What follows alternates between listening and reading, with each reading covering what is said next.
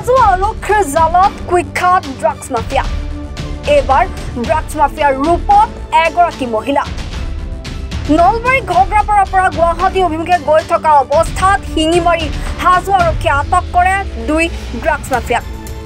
AS01 FU 0687 নম্বৰৰ বলেৰ বাহনখনৰ পৰা হাজো আৰক্ষীয়ে লক্ষাধিক টকাৰ হিৰোইন জব্দ কৰিবলৈ সক্ষম হয় বলেৰ বাহনখনৰ চালক ৰাজু আলীৰ লগত মহিলা ড্ৰাগছ মাফিয়া গৰাকীয়ে লুকুৱাই আনিছিল হিৰোইনখিনি মই গাড়ী চলাব আহিছিল মই কাম কৰো গাড়ীত কোন আছিল গাড়ীত কোন আছিল এজন লেডিজ আছিল কি নাম লেডিজৰ কি নাম মনোহৰা কেনেকৈ চিনি পড়িছে মই তাৰ গুৱাহাটীত দোকানত কাম কৰো কেনেকৈ চিনি পড়িলে লেডিজনে কেনেকৈ চিনি পড়িলে গাঁৱৰে ছোৱালী তোমাৰ গাঁৱৰ ছোৱালী তুমি কি বুলি কৈ লৈছে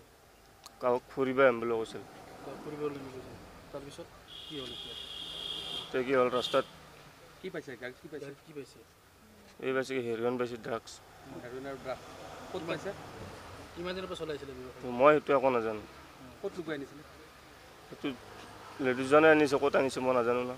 মই ঘৰ ক'ত আছিল খগাত নলবাৰী খগাত ক'ত ধৰিছে ইয়াতে ধৰিছে এই শিঙিমাৰী কি নাম ব্যুৰো ৰিপৰ্ট এনি ভাৰত 24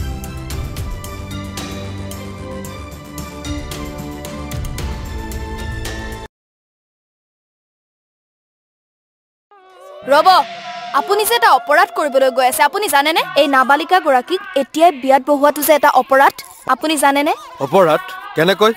মোৰ ছোৱালী মোৰ কথা তুমি যিয়েই নোকোৱা ভূঞা 18 বছৰৰ তলৰ যিকোনো কন্যা সন্তানৰ বিয়া দিলেই আইনগতভাৱে এক দণ্ডনীয় অপৰাধ বিয়া দিয়াজন যিমান দায়ী বিয়া পতাজনো সমানে দায়ী এতিয়া তাই পঢ়া শুনা কৰাৰ বয়স খেলা ধূলা কৰাৰ বয়স তাই খেলিবলৈ দিয়ক পঢ়িবলৈ দিয়ক আৰু চাব এদিন আপুনি তাইক লৈ গৌৰৱ অনুভৱ কৰিব পাৰিব এতিয়াই তাইক সংসাৰৰ বোজা দি তাইৰ ভৱিষ্যত জীৱনটো অন্ধকাৰ কৰাৰ অধিকাৰ তোমাৰ জানো আছে মোৰ ভুল হৈ গ'ল মাজনী মোক ক্ষমা কৰিবা